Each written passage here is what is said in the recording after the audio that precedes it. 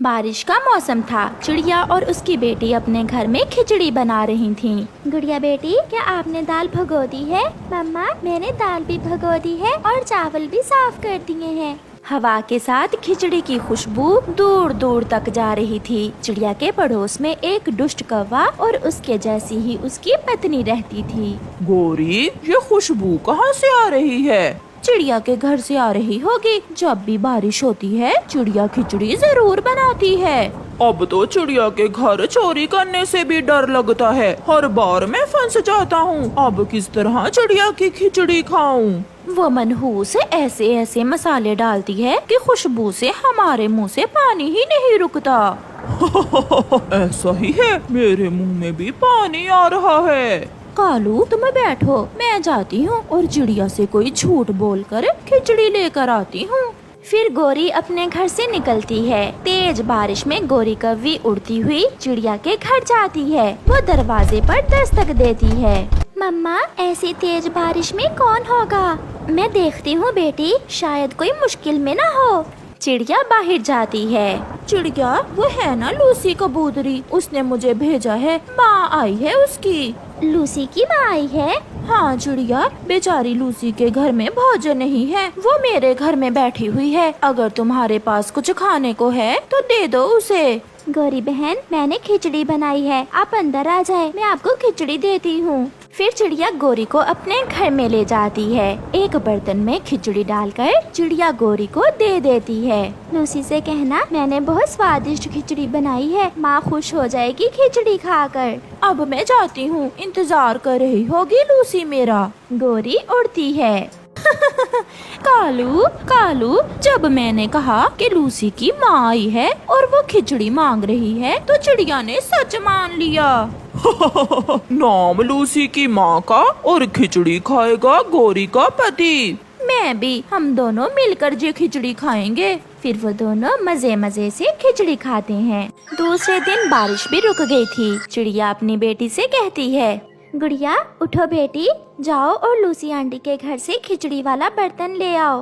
मम्मा, मुझे बहुत नींद आ रही है, आप चली जाएं। ठीक है, मैं जाती हूँ, आप घर में ही रहना। फिर मम्मा चिड़िया घर से निकलती है। कल की बारिश से जंगल के सभी पेड़ पौधे साफ हो गए थे। चिड़िया लूसी के घर पहुँच जाती है। लूसी बहन, माँ चली गई क्या? माँ, मेरी माँ तो पिछले महीने आई थी। तो रात को गोरी को तुमने नहीं भेजा था माँ के लिए खिचड़ी लेने? नहीं चिड़िया, उसने जरूर तुम्हें उल्लू बनाया होगा। मैं तो खिचड़ी का खाली बर्तन लेने आई थी, बहुत छोटी है वो गोरी की बच्ची। फिर चिड़िया गोरी के घर जाती है। उठ जाओ, सुबह हो गई है झूठे कौवो, कहाँ है मेरा खिचड़ी वाला बर्तन? गोरी और कालू उठ जाते हैं। चिड़िया, बर्तन वो तो लूसी के घर में है, आप जाएं, मैं अभी लूसी के घर से बर्तन लेकर आपको दे आती हूँ। मैं लूसी के घर से ही आई हूँ, उसने मुझे सब बता दिया है। झूठी कौवी, जल्दी से बर्तन दो, अब मेरा समय जाया ना करो। फिर चिड़िया अपना बर्तन लेकर घर चली जाती है। गोरी, पकड़े गए। अगर तुम रात को ही बर्तन वापस कर आती तो हम पकड़े न जाते। रात को बारिश में खिचड़ी भी मैं ही लेकर आई और बर्तन भी मैं देने जाती। तुम तो पैदा ही खाने के लिए हुए हो, खुद कोई काम न करना। ऐसे ही कुछ दिन गुजर जाते हैं। एक दिन रात को गोरी कौवी की माँ आ जाती है। माँ को अचानक देखकर गोरी परेशान हो जाती है। गोरी बेटी, इतनी हैरान क्यों हो रही हो? कुछ नहीं माँ जी, आप बैठे, मैं आपके लिए कुछ खाने को लाती हूँ। बहुत भूख लगी है मुझे, जल्दी लाओ कुछ खाने को। कालू, इधर आओ मेरे पास, मेरी बात सुनो। माँ आई है, इस समय घर में खाने को कुछ भी नहीं है। जल्दी से जाओ और पड़ोसियों से कुछ ले आओ। तब तक तुम माँ को बातों में लगाए रखो। फिर गोरी घर से निकलती है। कालू, ये गोरी कहाँ चली गई? माँ, वो आपके लिए मिठाई लेने गई है। लूसी, मेरी माँ आई है और घर में खाने को कुछ भी नहीं है, प्लीज मुझे कुछ दे दो। मैं चिड़िया नहीं हूँ जो तुम मुझे उल्लू बना लोगी, चल भाग यहाँ से। लूसी, मेरी बहुत बेइज्जती होगी, मेरी बहन, मैं सच बोल रही हूँ। मगर लूसी दरवाजा बंद कर लेती है। चिड़िया चिड़िया, मेरी माँ आई है। तो मैं क्या करूं? कभी लूसी की माँ आई है और कभी तुम्हारी। चल भाग यहाँ से।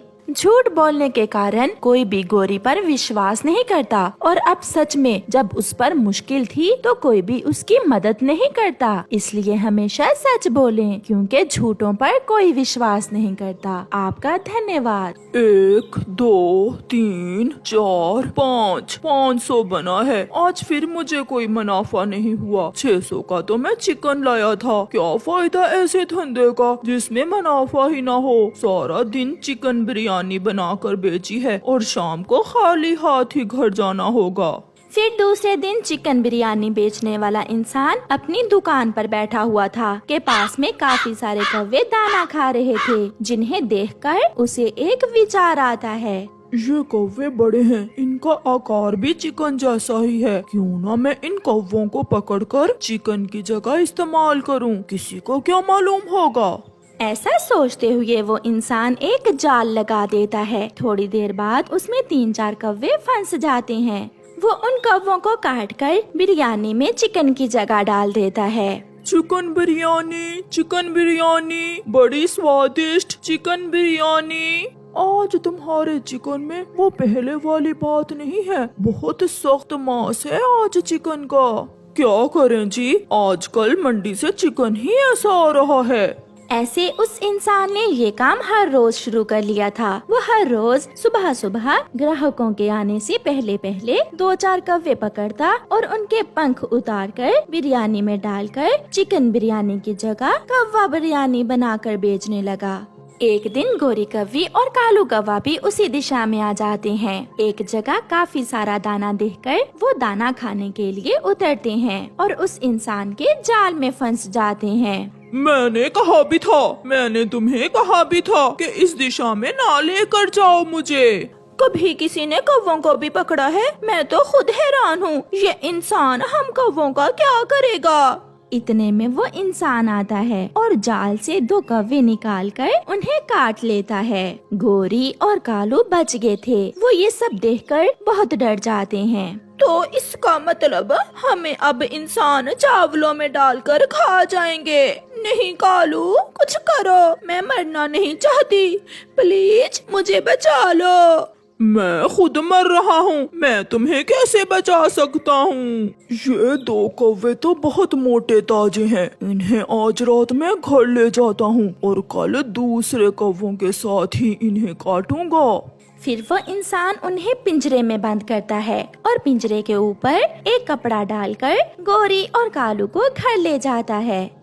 वो उन्हें एक जगह बंद कर देता है। वहाँ उन जैसे और भी 2 कौवे थे। भांजे, तुम भी पकड़ेगे? ये इंसान सबको मार देगा, सब कौवों को पकड़ेगा ये। दोस्तों, ये मेरी पत्नी है। हम पहली बार किसी इंसान की कैद में आए हैं, मगर आप सब कोई योजना बनाओ, हमें यहाँ से किसी तरह निकलना होगा। कल यहाँ हमारी तरह के 3 और भी कौवे थे जो इसने आज काट कर बिरयानी में डाल दिए। हम भी नहीं बच सकेंगे। मेरे पास एक उपाय है। कल जब ये इंसान हमें यहाँ से लेने आएगा तो फिर कालू कौवा अपने साथी कैदियों को अपना उपाय बताता है।